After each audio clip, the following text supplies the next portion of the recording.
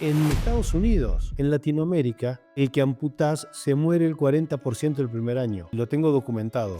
¿Sabes lo que son las tortugas ninja? Eso es el Splinter de los Delphis. Hay definitivamente un gap entre lo que nosotros pensamos y lo que la mayoría de los cirujanos vasculares piensan. Me fue mal porque estadísticamente tenés una solución que tiene un 70% de éxito, las chances de estar dentro del 30 es alta. Posiblemente también por falta de experiencia, ¿no? Cuando yo decidí hacer periférico, mi mentor en ese momento me dijo, es un suicidio profesional. Si vas a hacer una pregunta que no mueve el Niro, que complementa algo que ya se ha hecho, ¿a quién le interesa? A mí no me interesa. Two vascular surgeons walk into a bar and come out with a podcast. We are talking everything vascular and not. Welcome to the Life of Flow podcast. Buenos días a todos. Aquí tenemos al doctor Fabiani, directamente desde Monterrey, México, y de camino a Argentina, a un congreso que suena espectacular entre viñedos. Y hoy vamos a hablar de un proyecto que Alejandro formó y lideró, de mucho interés para nosotros, que es relacionado a la arterialización venosa. Así que, Alejandro, te dejo el plano a ti para que nos digas de qué se trata el proyecto y que vamos a estar pendientes. Lucas, gracias. Honradísimo por estar nuevamente sentado contigo y con Miguel en esto. Realmente me siento muy honrado de que me tengan en cuenta. Para no hacer largos los cuentos, ¿cómo empieza esto? Yo no soy un detractor de nada, pero me gusta que las cosas sean claras. Y he discutido con Miguel y con mucha gente sobre la arterialización venosa y la definición de lo que es un paciente sin opción, lo que no le decimos no option CLTI. Y la realidad es que para mí es una definición defectuosa. Y con cantidad de otros cirujanos vasculares hemos platicado innumerables veces que nosotros no vemos ese 15% de pacientes de no option. O sea, creemos que es mucho menor. Y entonces empecé a hablar con la gente y ¿qué es para ti no option? ¿Qué es para ti no option? Y obviamente no había una definición clara. Y por ocurrencia, mandé una nota editorial sin que nadie me la pida al Journal of Endovascular Therapy, al GFT, ¿sí? Y sinceramente con poca esperanza de que sea aceptado. Y para mi sorpresa, me contestaron a la semana que querían que agregara una tabla con no sé qué, pero que les interesaba muchísimo, y al cabo de un mes estaba publicado. Y entonces era una editorial donde yo llamaba a la acción para que suceda algo. Y digo, bueno, si uno está denunciando algo o está diciendo que algo está mal, hay que hacerlo. Eso lo aprendí una vez, no muchos años, de un investigador, creo que es cardiólogo brasilero, que trabaja mucho con anticoagulantes. Y entonces hablando con él, yo digo, bueno, pero de eso no hay evidencia. Entonces me dijo, mira, cuando vos encontrás algo que no hay evidencia, es la oportunidad de hacer la evidencia. Porque es muy fácil decir no hay evidencia. Si no hay evidencia y te interesa porque la necesitas, hay que crearla. Obviamente, ¿cómo hacer evidencia de una definición? Es algo imposible. Entonces, hablé con Jos Vandenberg, que es un buen amigo y que también comparte conmigo esa sensación de una definición poco clara. Y dijimos, qué mejor que hacer un consenso. Entonces, busquemos gente, hablé con Anaíta Dúa, y se entusiasmó también. Y pensamos en hacer un consenso. Obviamente, cuando uno habla de consenso en este tipo de cosas, pensás en Delphi, o sea, en la metodología Delphi, y empezamos a trabajar en eso. Y cada uno invitaba, seguramente yo te invité a ti, a Miguel, os invitó a algún par de amigos, a Anaíta un par de amigos, hasta que aparecen dos personajes que vos bien conocés, que son Lorenzo Patrone y Agusiza. Esos tipos son los más mediáticos de la cirugía vascular o de la patología vascular, tienen una agenda enorme, son amigos de todo el mundo y inmediatamente los tipos son generosos, son buena gente, son amigos. Inmediatamente abrieron su agenda, empezaron a invitar ellos. Agus me compartió sus contactos para que yo los invite, pero digamos, se generó la ola y un consenso Delphi que normalmente reúne 30 personas como mucho, creo que somos más de 160. Lo cual, cuando vos te pones a mirar los nombres de las personas que participan, te das cuenta que están los top de todo el mundo. Entonces realmente le dio mucho valor a este consenso. Yo creo que a lo mejor vale la pena porque no todas las personas que nos escuchan o que miran el podcast saben lo que es un consenso Delphi. Sí, explícanos. Pero para el que no lo sepa, cuando uno tiene que definir algo, si estamos sentados en una mesa 5 personas y decimos, bueno, vamos a tomar tal decisión, no importa si es una definición o lo que sea. Obviamente hay muchos sesgos por parte de los interlocutores en cuanto a quién tiene razón. Primero, relacionado con la experiencia, vos, digamos, no lo haces intencionalmente. Normalmente, de alguna manera, jerarquizás las respuestas de las personas según su experiencia o lo que vos considerás que es su expertise en un tema. También tiene mucho que ver la capacidad de comunicar. Hay gente que es inteligentísima, sabe muchísimo, pero no sabe comunicar. Y entonces esa persona a lo mejor vos te estás perdiendo la posibilidad de tomar sus pensamientos o sus conceptos porque es una persona que no se expresa bien. Entonces hay tantas variables en el medio, u otro porque es el jefe. Entonces todo el mundo considera que hay que hacerle caso.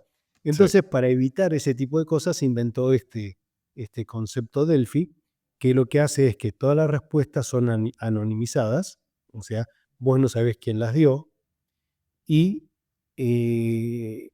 por ejemplo, en el caso que es una definición, decimos, bueno, hacemos estamentos. Entonces, hacemos un estamento, habitualmente se hacen varios juntos para no estar siendo vivienda continuamente, ¿no? Pero haces 3, 4 estamentos, los mandás al grupo, todo el mundo contesta, eso entra a una base de datos que inmediatamente se anonimiza. Cada una de esas personas tiene que decir si está de acuerdo o no con ese estamento entre 1 y 9. 9 estoy totalmente de acuerdo, 1 estoy totalmente en desacuerdo. ¿Sí? Cuando eso se predefine, normalmente es 7 el punto de corte. Entonces todos aquellos que opinan 7, 8 y 9 se considera que están de acuerdo. Los que opinan de 6 para abajo, o sea, de 7 para abajo, de 1 a 6, a esas personas se les piden que propongan qué cambiarían en el estamento para poder estar de acuerdo. Entonces vos lo que haces es trabajar, o sea, el core group, en este caso Anaíta, Jos y yo, lo que hacíamos es trabajar con esas respuestas que están por debajo de 6 para reformular el estamento incorporando todos esos cambios que la gente propone. Obviamente no podés hacer todos, si no empezás a buscar lo que más peso va teniendo, y lo seguís haciendo hasta que, insisto, esto es convención, es definición previa, hasta que lográs que el 70% o más de los que responden estén arriba de 7. Entonces, eso es una definición o un Delphi para tomar, en este caso, definiciones. Así es como se hace un consenso Delphi. Entonces, de esa manera, vos no sabés quién respondió a favor o quién respondió en contra, pero vas modificando el estamento en base a las sugerencias. A veces te lleva 3, 4, 5, 6 rondas. Nosotros, por suerte, lo terminamos en 3 rondas, creo. Así que eso fue bueno porque en realidad era algo muy, muy enfocado, ¿no? Que primero era, había una definición previa hecha por Kim y Schneider, creo, que era buena, era sólida, pero nadie la tuvo en cuenta nunca. Y entonces, primero dijimos, ¿estamos contentos con esa definición o necesitamos más?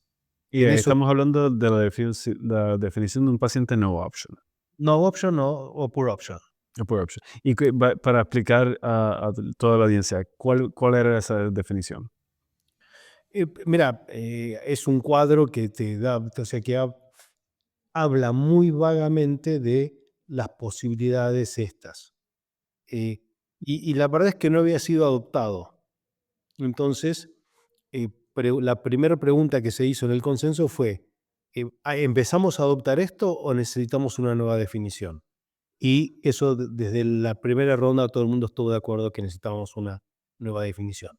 Y ahí es donde empezamos a construir esa nueva definición. Que en realidad lo que busca esa definición, o sea, no es nueva, es objetivar lo que todos decimos. O sea, vos decís desert food, pie desértico. ¿Qué es para vos un desert food? ¿Qué es para mí un desert food? ¿Qué hice yo para llegar a la conclusión que es un desert food? Porque si yo le hice una tomografía con tiempos malos, para mí eso es un desert food y vos lo vas a ver y dices, esta tomografía está mal hecha. Entonces, tampoco estás. Entonces, fue tratar de buscar eh, objetivar todo eso. Y entonces ahí es donde se construyó el concepto de no option y el de poor option.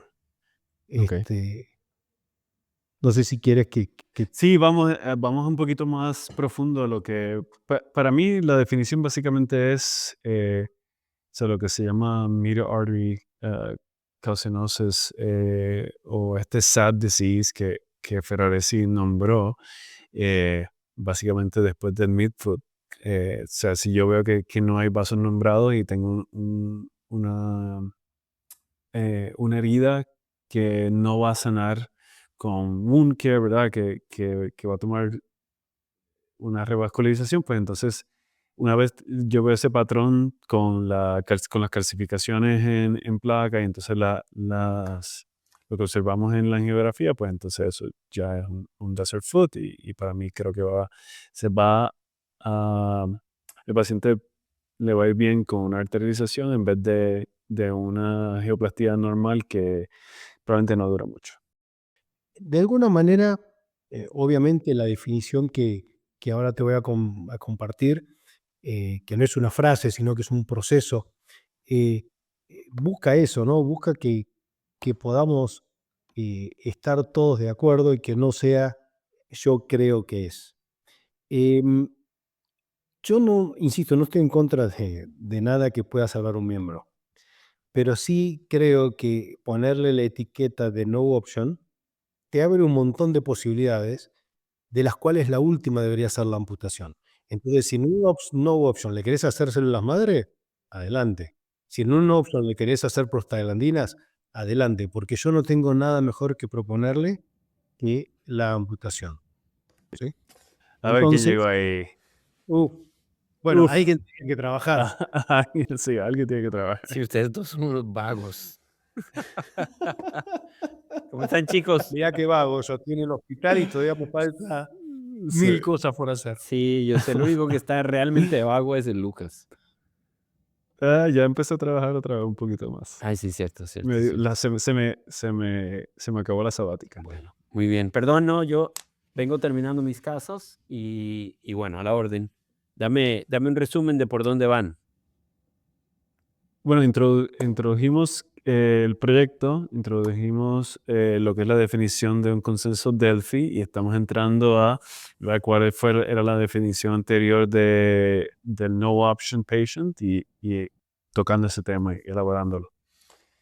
Le estaba explicando que la culpa es tuya, Miguel, porque en algún momento dijiste, creo que hay un 15% de pacientes con no option, y yo dije, nunca me pasó eso en la vida. Y a partir de ahí hemos empezado a discutir en todos lados esos temas. No, Sí. mira, te cuento esto, me pasa mucho con los viejos que me dicen eso, ¿ah?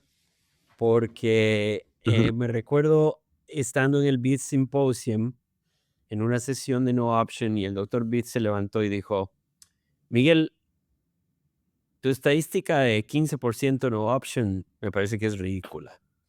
Yo en mi vida le hacía bypass a todo el mundo y tal vez un 1% de mis pacientes eran no option.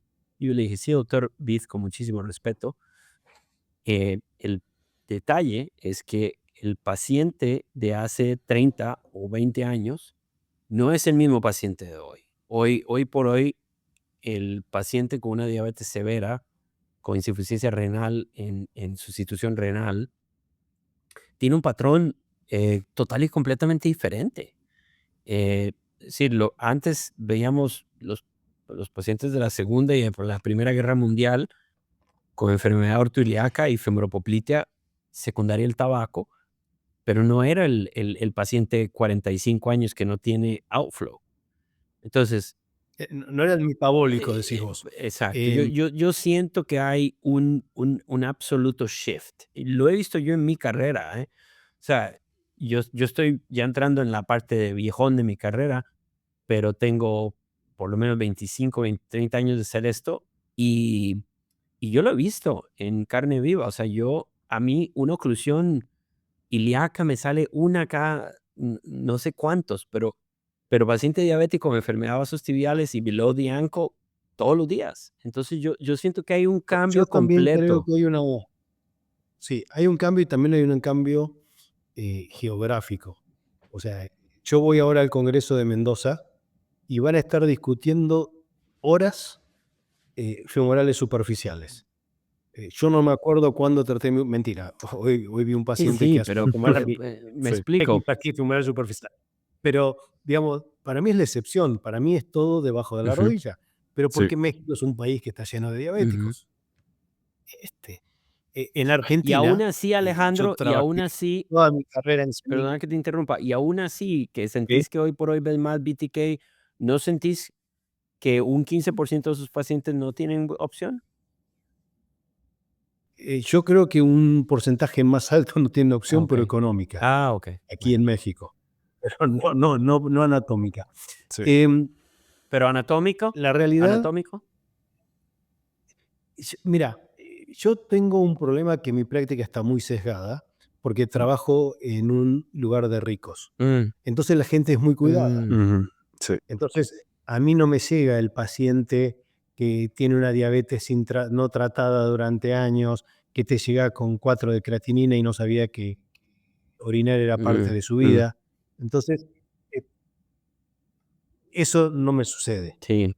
En Argentina trabajé 20 años o más en CEMIC, o sea, desde el 90 hasta el 2013, y es un centro de diálisis de los más Mm, grandes, es un centro de trasplante renal muy grande. Entonces, yo estuve muchos años sesgado en la patología del inmunodeficiente por los trasplantados y del insuficiente renal crónico diabético. Pero la verdad es que tampoco tenía un número tan alto de no option. A lo mejor ha cambiado más, a lo mejor la gente vive más ahora también, eso es una... Sí. Y también depende, o sea, depende totalmente de la geografía, estoy de acuerdo, y por eso creo que esto es importante. Porque aquí en Texas, Miguel, tú sabes, en Austin, Austin está a 2 horas de San Antonio y son poblaciones completamente diferentes. Yo te diría que en San Antonio probablemente 10%, 15% quizás un poquito muy alto, pero definitivamente 10% de los pacientes deben ser considerados para una arterialización. En Austin no llega ni a 5%. Así que yo me imagino que Dallas tampoco. Y sí, pero si vamos debajo Y Monterrey de es lo que lo es que dice Alejandro. Para mí Exacto. Monterrey es un Dallas, ¿no? O sea, Monterrey es una ciudad llena de Exacto. millonetas. Tienen una carne espectacular, pero también no hay gente, como dice Alejandro, que no se acuerde de orinar. En cambio, yo siento que yo Sí. acá No, tengo una ya, cantidad de pacientes que me llegan de segunda y tercera opinión que viene un sesgo completo. De hecho, hoy tenía una conversación, y fíjense ustedes esto, que hoy yo tenía una conversación con un buen amigo que en este momento lamentablemente está enredado en un problema médico legal acá en Estados Unidos. Y me decía, pues, Miguel, ¿cuántas amputaciones mayores haces al año? Y le digo, yo un montón, lamentablemente. Y le dije, y la razón de por qué es porque la práctica mía es, ahí hay que mandar al paciente que ya no tiene nada. Y entonces mis mismos amigos, colegas acá de Houston me mandan pacientes y me dicen, mira, no sé si vale la pena, pero te voy a mandar para que me des una opinión porque la familia quiere ese último anhelo de esperanza. Y yo los veo aquí y les digo, necesitas una amputación infracondilia. Y no es el fin del mundo, o sea, les va muchos muy bien y terminan rehabilitados, pero realmente es muy difícil cuando esa es tu práctica. Entonces, creo que es muy importante el esfuerzo que Alejandro está haciendo de crear algún grado de estructura. Es muy importante porque lo que para mí es 50%, para él es 10% y para vos es un 5%, Lucas. Y entonces, generar algún Sí, consenso estructurado, al menos en la definición, creo que es muy importante. sí. Mira, vos decís Monterrey es un Dallas. No me acuerdo, fui a dar alguna plática, algún congreso en Europa y hablaba de el toolkit eh, barato para revascularizar y lo comparaba con el full y los resultados. Entonces, ¿por qué? O sea, no es ético que vos tengas un toolkit barato y otro full, ¿verdad? Entonces, tuve que explicar esa realidad. Monterrey, donde está este hospital, tiene un GPI, ¿cómo se dice? Un gross income, igual que el de Mónaco o el de Oh, Luxemburgo. Wow. Pero a 20 minutos de acá tiene un ingreso per cápita igual que el de Kosovo. O sea, Sí, esa es la sí, disparidad. sí. Y Entonces, vos, Alejandro, yo, por ¿dónde caes ejemplo, vos? tuve la suerte de caer entre los ricos. No, es que realmente es una Sí, suerte, realmente es una suerte. sí, sí. O sea, me voy menos angustiado todos los días de mi trabajo, pero hay una fundación aquí en el TEC y yo procuro y estoy continuamente pidiendo más fondos y me reúno con la Secretaría de Salud. O sea, a mí me traen a México porque teóricamente era bueno para la aorta y dije, espera, ¿qué pierdo el tiempo en la aorta si acá le cortan la pierna a todo el Claro. mundo? Entonces me metí de cabeza en lo que también había hecho toda la vida, pero cuando yo era joven no era sexy revascularizar. ¿Entendés? O sea, lo hacíamos todos los días, hacíamos bypasses como hace Carvajales, el chico este em, de, de Lisboa, de Portugal, este, eh, que muestra unos bypasses a las plantares. Bueno, eso lo hicimos nosotros hace 30 años cotidianamente, o sea, era el trabajo de todos los días, pero no ibas a mostrar eso en un congreso porque a nadie le interesaba. Todo el mundo quería ver aortas, quería ver, ustedes a lo mejor no sé si alcanzaron a vivir esa época, pero en los congresos se hablaba de aorta, no de miembros Claro. inferiores. Sí, no, me acuerdo Sí. muy bien porque me acuerdo Bueno, que cuando yo decidí muy tempranamente hacer periférico, me recuerdo que mi profesor, mi mentor en ese momento me dijo, es un suicidio profesional. Y yo le dije, bueno, nosotros lo doctor, hacíamos, pero estaba el doctor en me el dice, no, trabajo eso es suicidio cotidiano. profesional, no hagas eso, no seas tan tonto. Y bueno, pareciera ser que... Nosotros lo hacíamos todos los días, pero no lo Sí. mostrábamos como, o sea, era lo natural. Sí. O sea, es como durante muchos años nadie iba a mostrar que operaba varices. Hoy en todos los congresos las sesiones más concurridas son las venosas. Sí, Este, sí. Pero Ale, pero a bueno, ver, no era ese el háblame tema. un poco del resultado, ¿no? Perdón, ustedes ya hablaron de lo que es un Delphi, cómo funciona, Sí, cuál fue la ya razón nos de eso. pusimos más o menos en todo Háblame un eso. poco de cómo fue la experiencia del proceso de reunir a todas estas personas alrededor del mundo y entremos de una vez al resultado.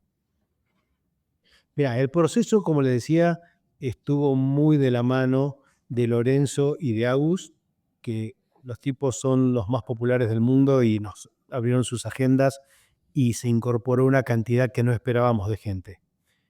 Así que eso lo hizo muy jugoso porque vos ves los nombres de esas personas y son personalidades. Entonces eso le da mucho más, creo, valor al consenso. Tendría que abrir yo aquí.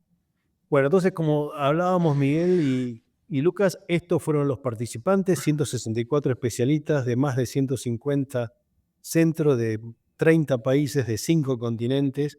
Fíjense que la experiencia media de los que participaron era de 20 Wow, años, eso es mucho. Wow. más de 6.000 pacientes tratados por año entre todos Wow. y más de 5.000 publicaciones sobre el hombro de todo ese grupo. O sea, sólido, solidísimo. 3 de las Sí. 5.000 eran Entonces, mías. como la mitad eran tuyas. 3 de las 5.000 eran mías. No, seguramente es alguna más. Ah. Entonces empezamos por el primer round y vamos a la definición de desert food. A ver si tengo aquí, esto es como en pasos. Para decir que tenés un desert food, obviamente haces primero un ultrasonido, una tomografía, una resonancia, algo, que obviamente si tenés, como dice Lucas, un vaso que tenga nombre en el pie, ya no es un desert food, ¿verdad?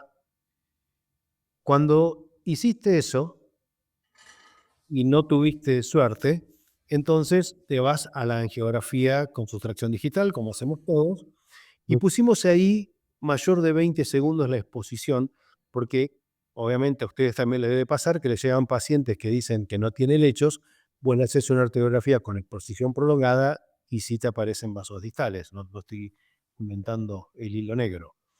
Y obviamente tratar de hacer esa inyección en un sitio lo más distal posible, pero que tenga colateralidad.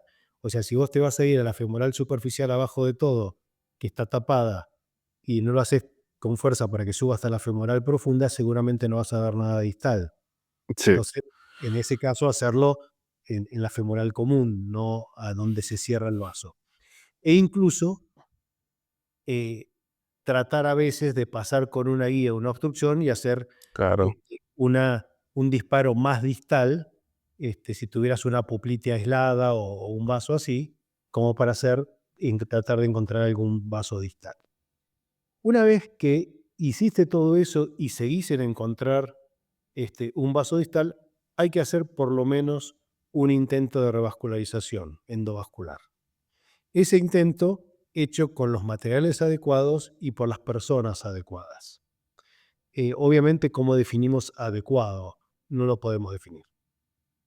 Pero material, por supuesto, sí, que sea dedicado para eso, y que tengas un operador que tenga experiencia en revascularización distal.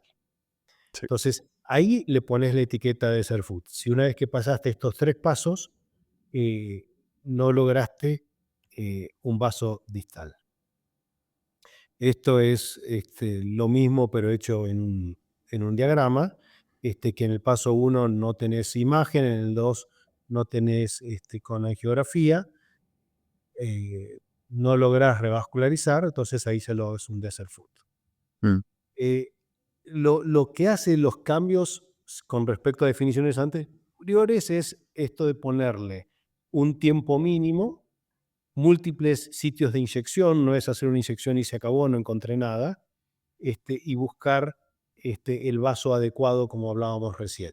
Y lo otro es el intento de revascularización. Eso es lo único que cambia con definiciones anteriores de desert food. Y ese fue el primer round. Este es el primer round hablando exclusivamente de lo anatómico, que es Okay. pie desértico y Ujú. ausencia de conducto autólogo, ¿sí? Okay. Sí. Mucha gente, si no tiene vena en esa pierna, dice, eso ya es un paciente que no tiene conducto autólogo. La idea de todo este grupo es que hay que ser un poquito más incisivo y buscar, obviamente, en el lower limb, el mismo o el contralateral, tener en cuenta siempre la safena menor, que es un vaso súper bueno para hacer bypasses. Sí. Realmente da muy buenos resultados y se mantiene permeable a muy largo plazo. O un El splice vein, caso- como un spliced vein, como en español se me pasa el nombre. un secuencial. Exacto. Si no, si en los miembros inferiores no tenés, te pasas al miembro superior. Claro. Obviamente todo esto es mapping con ultrasonido, ¿no? No es que tenés que estar explorando el Sí. paciente, sino que haces un mapping bien hecho con ultrasonido, ves si conseguís en los miembros superiores, incluso de los dos, una longitud necesaria, y finalmente lo que vos decías, los compuestos o spliced, este, Sí, yo no sé si determinar si un paciente es no option, ¿sabes? Lo último no sé, no es lo último, pero uh, que no tenga un conducto, porque ¿sabe? Hay muchas opciones. Se puede hacer splice beam, puedes hacer un composite, puedes hacer que no son muy buenas opciones, pero una vena con criopreservación, cryopreserved. Así que la verdad que para mí lo que determina si el paciente es candidato o no es que no tenga un outflow, o sea, que no o tenga sea, sus para vasos vos es nombrados. todo el outflow, yo Es coincido todo el outflow, plenamente con sí. vos, pero esto nos va a dar el espacio para el pure option, Ok, ¿sí? Obviamente, acá como ves, empezamos a buscar alternativas, acá se ve en el cuadro abajo a la derecha, pensar en prótesis, porque de hecho las prótesis han demostrado hasta claro. un 60% de permeabilidad al año, lo cual no está tan mal. Ujú. Cadavéricos, yo he hecho en mi juventud mucho cadavérico con arterias y no les va nada mal, solo que a los 5 o 6 años se degeneran y se ponen aneurismáticos. Y obviamente criopreservados, que no hay en todo el mundo, pero obviamente es una gran opción. Entonces, no agotarse en que si no tenés la safena de esa pierna, no podés hacer un bypass. Exactamente. Entonces, una vez más, 3 pasos y tener en cuenta las alternativas, ¿sí? Antes de hablar de que no tenés eh, un vaso.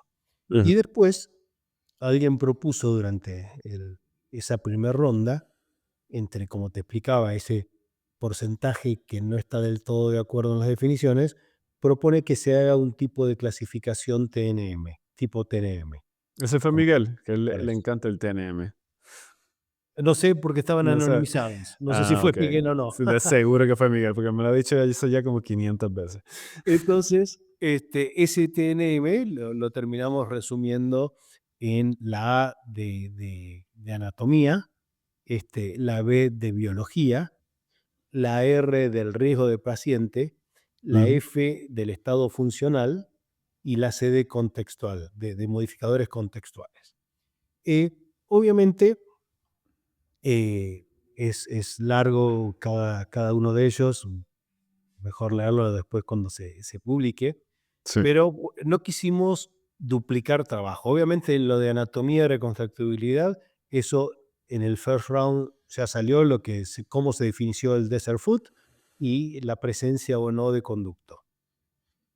En cuanto a biología, ya está Wi-Fi, no vale la pena estar así inventando nada cuando ya hay una clasificación que ha demostrado efectividad. En sí, cuanto al riesgo del paciente, creo que la clasificación de ASA está totalmente dispersa en el mundo como para adoptarla. Después, el estatus funcional, ahora platicamos un poquito de eso. Eh, en lo que respecta al estatus funcional, es el F0, digamos, es cuando tenés un miembro totalmente funcional, o sea, un paciente que vos lo revascularizás y va a seguir una vida normal. F1 es cuando el señor va a utilizar ese miembro para transferirse de una silla a otra, tiene un grado de ambulación limitada, mm, pero necesita su pierna para moverse. Y el non funcional es ese miembro que obviamente no va a servir para nada a esas personas que están en una cama ya con los miembros retraídos, que no va a contribuir en nada que lo conserve o que no lo conserve. sí. Y después, lo que tuvimos en cuenta, que también es novedoso, es esos que le pusimos modificadores contextuales, que son, por ejemplo, aquellos pacientes que vos sabés que no van a tomar la medicación, Ujú. que no Sí. van a a cumplir con ninguna de los mandamientos de su médico, de las prescripciones de su médico en el postoperatorio, o el paciente que te diga, yo no quiero que me revascularicen, quiero que me amputen. Obviamente contra eso no puedes hacer nada. Sí. Entonces, este cuadro que una vez parece complejo de nuevo, es así de simple. Hay 4 condiciones que te llevan directamente a hacer no option. Uno es la anatomía, que es el desert foot. Otro es del riesgo, cuando es un riesgo prohibitivo para el paciente, pacientes que están premortem, que si vos lo metés a quirófano lo vas a matar, ese es el ASA 5. El paciente que, como decíamos, tiene un miembro que no tiene ninguna función, entonces tampoco tiene opción, o el paciente que directamente no acepta la revascularización. Entonces, esos 4 criterios directamente te llevan al no option. Y después aparece la definición de lo que sería poor option, que esto es una combinación de un paciente que sí es revascularizable, pero que tiene unas arterias que son marginales y algún otro con alguna otra condición adversa, como puede ser desafíos anatómicos grandes, grandes calcificaciones, o pacientes que se han revascularizado ya varias veces y se tapan, que no tengas un conducto autólogo disponible, que tengas que no tengas conducto disponible bueno y tengas que usar uno alternativo en un paciente que no tiene opción endovascular, un Wi-Fi 4, o aquellos pacientes que vos estás haciéndole un procedimiento complejo, que vos sabés que su antiagregación, su uso de estatinas va a ser fundamental para que el paciente no se te ocluya rápidamente, que vos querés que camine para mantener funcionando eso y vos sabés que el paciente no lo va a hacer. Entonces eso es lo que entraría en el grupo de poor option. Y obviamente tener en cuenta que esto no es más que un consenso de expertos. O sea, para empezar no inventamos nada, sino pusimos en orden, y para seguir esto necesita validación. Porque esto es lo que creemos. Creo que es fundamental hacer una validación de esta clasificación viendo los resultados. Pero a lo mejor no sirve para que en todos los trabajos que veamos ahora que se publican, veamos que todos estamos alineados en lo mismo y diciendo, ¿Puedes ir a dándole el mismo nombre a las cosas. Sí, puedes ir al al penúltimo slide. Al de poor option. Sí. Porque ahí, no sé, voy a hacer una pregunta. ¿Alguno de ustedes ha hecho una arterialización a un paciente que tiene un target, pero que no tiene algún tipo de opción en cuanto a vena autóloga o un spliced vein o algo así? Yo nunca lo he hecho. ¿Cómo no? También depende mucho del O sea, cirujano. si tienes ¿Cómo no? si tienes un ¿Qué le target para un haces? bypass, Tiene un target, no tener vena, ¿qué le haces? le hago como le hago un splice vein o le No sirve para hago nada. un bypass con No sirve para nada. un splice vein, sirve no para sirve para nada. Claro, yo La creo que ata de un sí. splice vein no sirve para nada. No sirve para nada. No dura más de 6 meses. Bueno, es que veamos, o sea, cuando quieras, hagamos otro show sobre splice vein conduit. No se compara con una buena Ok. safena. No se compara. Así que le Nada haría se una compara con una arterialización. buena Absoluta y safena. completamente Exacto, le hago una sí. arterialización. Y el mejor procedimiento endovascular. Y mira que yo hago 95% de mi trabajo endovascular. Sí. Le hago una arterialización. Y, sí, yo le haría un splice vein. Ok, te no tiene buen tiene vena resultado. en los Anyways. brazos. Acá sigo ¿Qué le pateando haces? la Le vas a pelota poner para un adelante. cadavérico, aún peor. No, Un una arteria cadavérico que no No, sirve no le ni haría- para cagar, cabrón. No, es que no sirven. No, No sí sirven. sirven. Yo he tenido cantidad de pacientes, 5 o Pero 6 es que años, con pulsos distales Con un cadavérico. y con bypass que va estamos desde hablando la de cryo cryo, común yo creo que hasta estamos hablando de dos una cosas No, no, diferentes. no, cadavérico. O cryopreserved. sea, que te mandan la vena criopreservada que era Criopreservada, eso no No, yo sirve. crío no he usado de un nunca. galeno que se Yo murió en un sacaba accidente de fresco. tránsito. Eso no sirve para nada. Nada. Todas se ocluyen eso no o se sirve. hacen Yo- aneurismas. No sirve para nada. Se hacen aneurismas, Sí. sí, pero como a los 4 o 5 años, no inicialmente. Pues yo creo que estamos hablando de dos cosas diferentes, porque acá lo que yo tengo acceso es al cryopreserved GSV, que eso no sirve para nada. Eso te dura, lo único es para infecciones. Exacto. Eso te saca de una infección. Sí. Pero entonces en 3 meses tenés que decir qué hacer. O sea, Sí. lo otro es usar un Eh, PTFE, ¿no? Puedes usar un PTFE de 4 Lo hace un milímetros. PTF que Sí, también un es una cónico, opción. un PTF cónico, con Propaten y ver Sí. eh, Pero cuánto... la verdad es que esos pacientes ya existen menos y menos, ¿no? Porque cuando llega, o sea, el paciente que te llega con enfermedad tibial es usualmente un paciente con MAC, severe MAC. Pero personalmente, ustedes tienen mucha más experiencia que yo. Pues yo soy mucho más joven.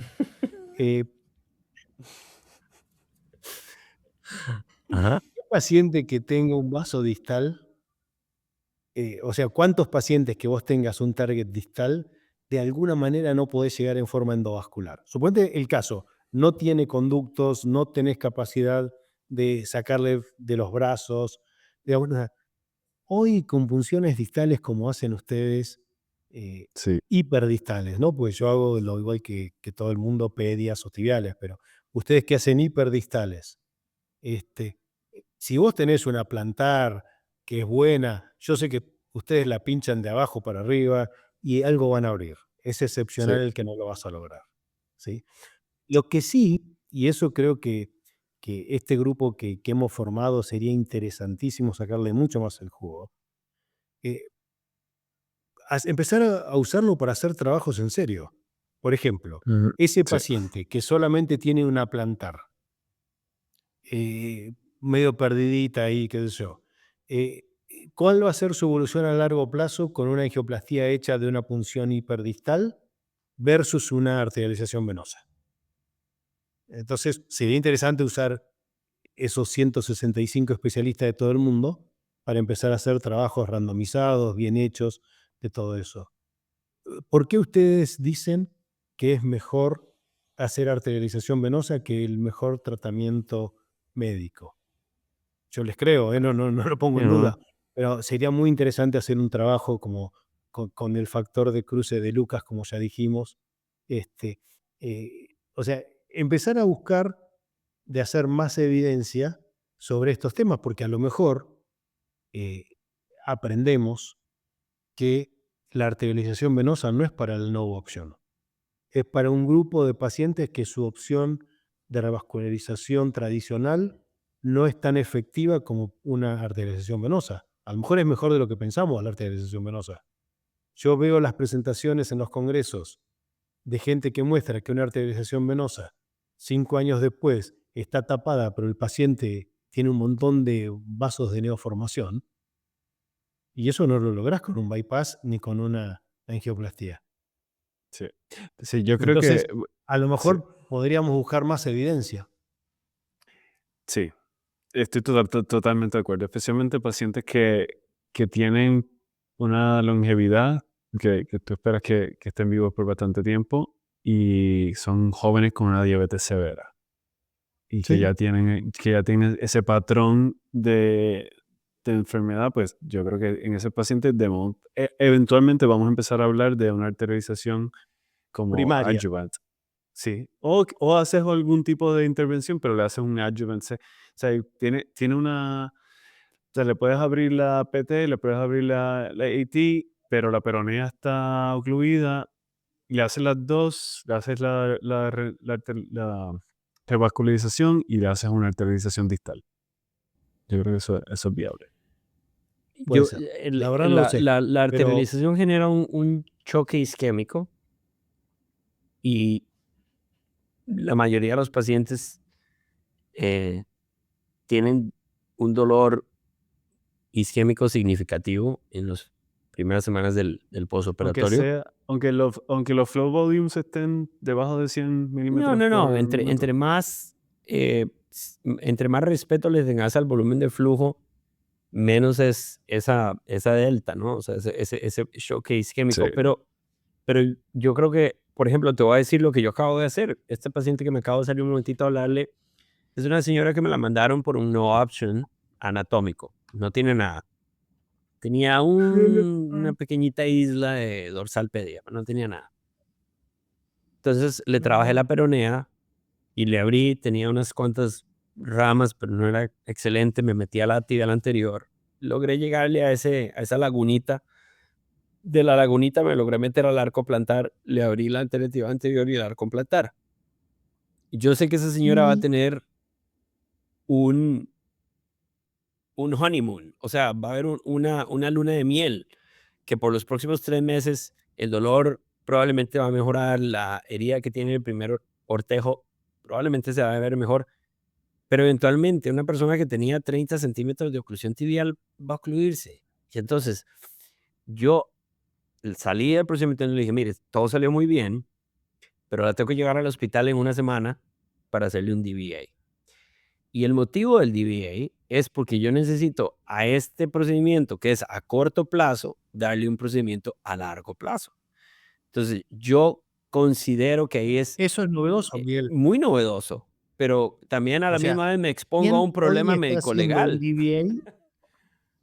Porque si Claro, alguien lo me vas a tener quiere un problema. joder, O me sea, si alguien joden. tiene, Porque me dicen, o sea, le es abriste que si alguien efectivamente, ¿para viene, qué vas a hacer más? Pero es que yo sé que no va a si llegar. a mí alguien viene a decirme que Pero hay le una van a hacer una pregunta. arterialización venosa a una paciente que tiene su arco plantar permeable en continuidad con toda su circulación, yo le digo, ese señor es un pirata, la Exacto, está robando. exacto, Sí. exacto. No. Y eso Sí. es el miedo Pero mío. el concepto no es malo, porque sí sabemos que eso se va a tapar y le estás ahorrando el dolor isquémico terrible y la pérdida de tejido inicial de la arterialización venosa. Exacto.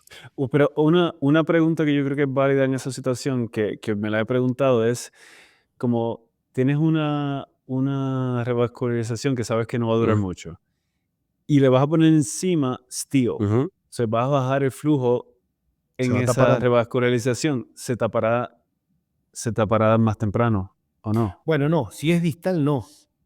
Porque Si es vos lo distal, que no. pensás que se te va a tapar es el segmento tibial largo.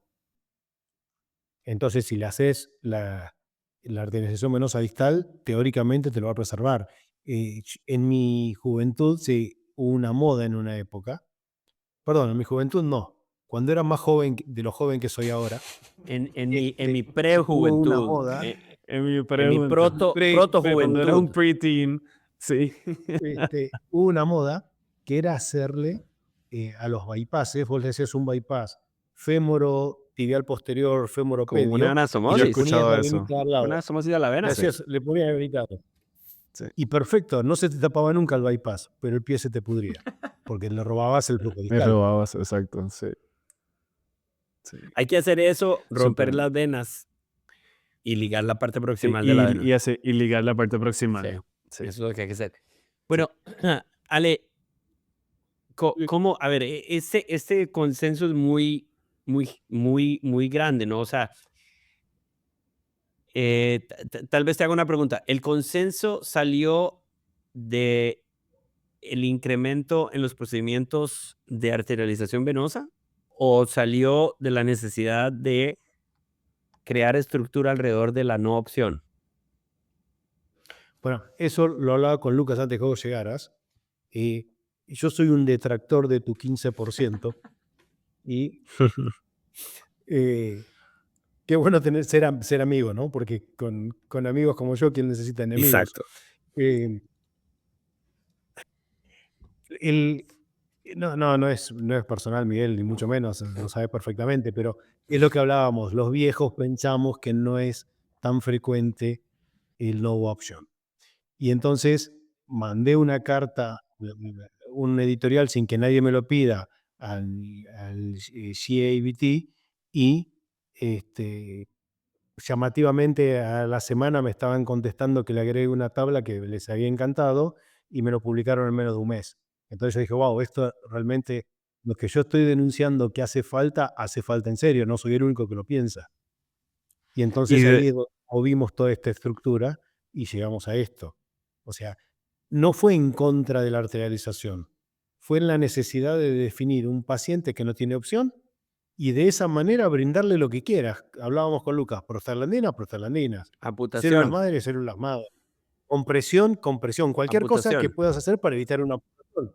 O amputación. La amputación es, como vos decís, en Estados Unidos, en Latinoamérica, el que amputás se muere el 40% el primer año. Y lo tengo documentado. Sí. De 100 pacientes que amputás, solamente 10 pueden comprar una prótesis. Y de esos solamente 3 se rehabilitan. O sea, de 100 amputados, 3 van a caminar con una prótesis. Entonces, una amputación no es una buena solución donde no tenés la contención de un sistema capaz de darle rehabilitación verdadera. ¿Qué están yo haciendo diría, ustedes, yo diría Alejandro? que esta idea que... ¿Qué están haciendo ustedes con esos Yo pacientes que diría no que tienen opción? Aquí los están amputando, pero aquí, como te decía, la no opción es económica. No, pero Que eso no está en el consenso. y a ver, y el no opción, que yo digo que son 15% para vos, ¿qué es? ¿1? ¿3? Hacer un caso para Por allá. supuesto. Me Está encantaría. siempre invitado cuando tengamos Pues alguno. yo creo que tendríamos que... Porque la pregunta que tengo es esta. Fui al Congreso acá de Texas, que yo creo que te conté, Miguel, Del que fui parte de un debate. Y yo fuiste fui parte... uno de los directores, pero no me invitaste a ir. Tú nunca quieres ir. Te invito y te molestas conmigo. ¿Por qué no lo mandás? ¿Por qué no mandás a Lucas que vaya a Mendoza ahora? Anda a Mendoza, Ay, Lucas. sí, eso sí. Esa sí, pero y me vengo a enterar Ese hoy de qué onda está online. pasando. Sí, no, pero el año que viene voy de seguro, y hablo de toda la Bien. anteriorización que quieran. Pero fui a este debate de pro y con anteriorización aquí en Texas, de la Sociedad Vascular acá de Texas. Espero que hayas ganado. Y yo creo bueno, yo creo que gané, pero a la hora de preguntar a un grupo de 30, 40 cirujanos vasculares, ¿cuántos creían que la arterialización era una opción en el 2025, que fue el año pasado? Yo creo que 2 alzaron la mano. Puede ser que yo haya dado la peor presentación del Puede mundo, ser. pero puede ser. Pero también puede ser que hay definitivamente un gap entre lo que nosotros pensamos, pero Miguel y yo, y lo que la mayoría de los cirujanos vasculares piensan. Que yo creo que la mayoría de los cirujanos vasculares piensan que es como un fad, que es como que algo que está de moda y ya.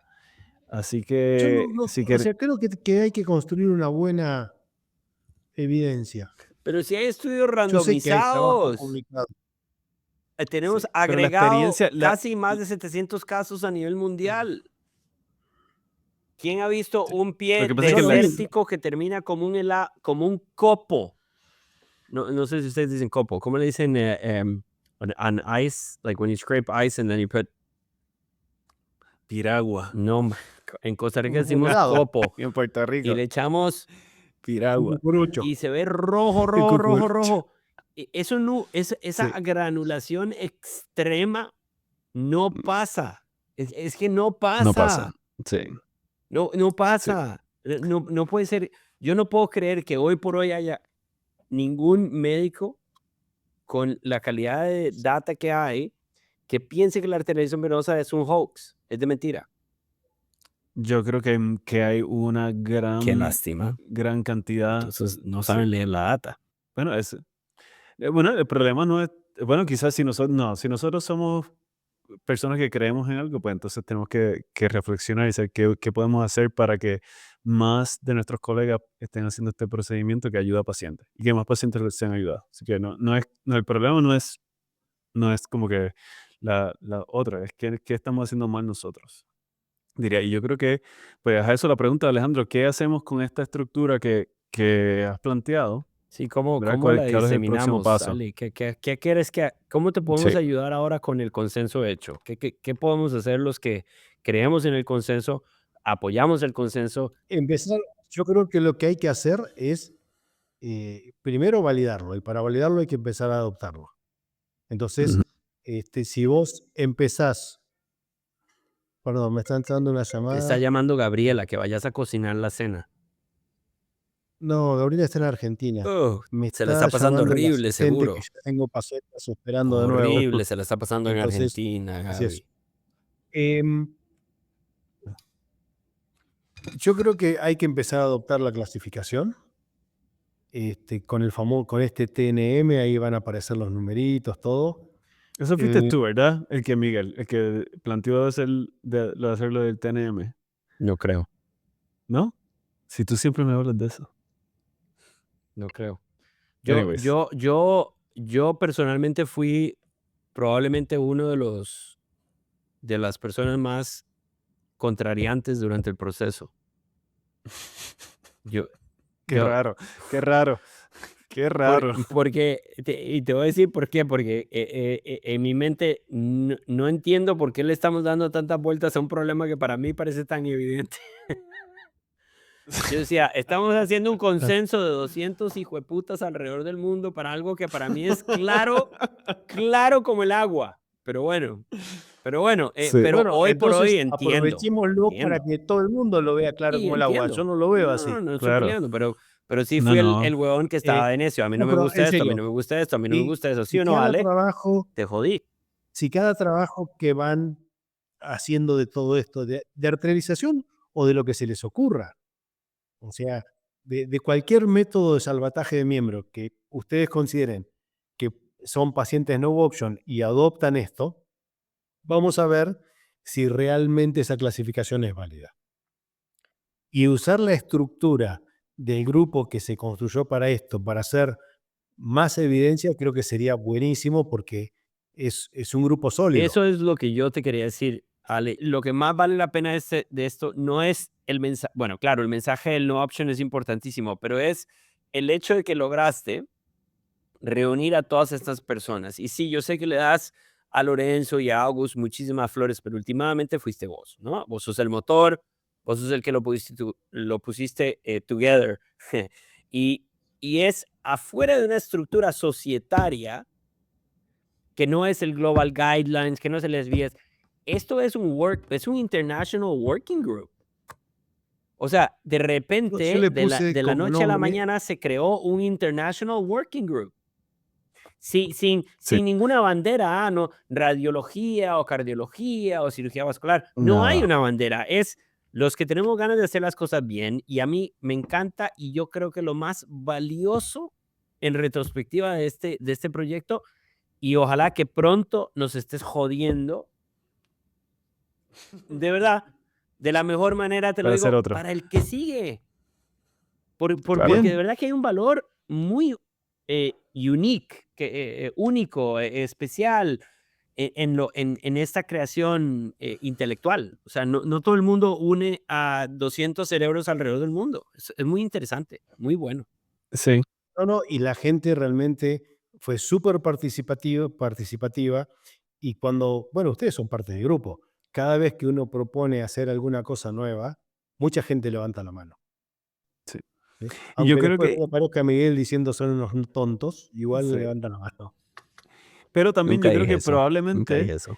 porque las personas trabajan en situaciones más variadas, ¿sabes? Unos están en Estados Unidos, otros están en Europa, otros están en América Latina, unos están en prácticas académicas, otros no. Probablemente la data que sacas de este tipo de grupos es mucho mejor que de un International Working Group, que todo el mundo está en una práctica académica. Es que Eso esto no es real world, en serio. esto es real world, exacto.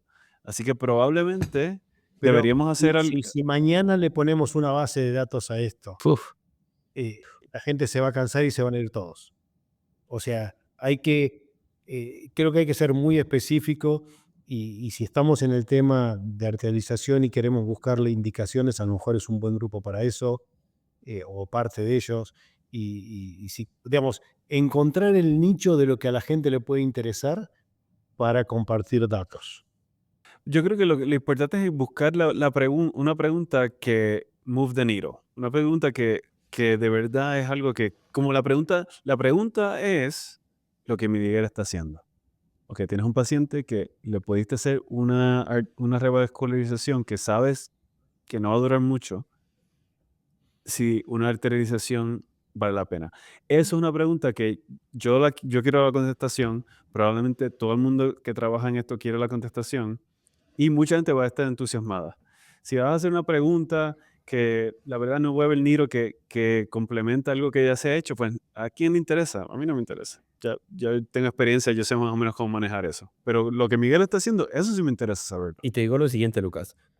Hoy venía de camino al trabajo, me llamó un colega que nunca en mi vida lo había conocido, alguien de otra parte de Estados Unidos, y me dijo, mira, me están demandando, estoy en un quilombo legal, me están diciendo esencialmente que hago mucho iVoox. Y yo le dije, no, ¿cómo que haces mucho iVoox? ¿Y qué importa? O sea, para mí iVoox tiene que ser 100% de los casos. Y me dice, bueno, sabes que hay un paper que apoya esa noción de que el iVoox debería ser en todos los casos. Y entonces me estaba llamando que si yo quería ser parte de la opinión experta para su caso legal. Y le dije, absoluta y completamente. Pero te das cuenta que hay esta necesidad de crear ciertas protecciones para nosotros. Porque yo uso ultrasonido intravascular en 99.9% de los casos. El único caso donde no lo uso es el caso donde el paciente está tan incómodo que no me da tiempo de trabajar y quiero salir rápido y se acabó. Pero el 99% de los casos para mí el iVoox es estratégico.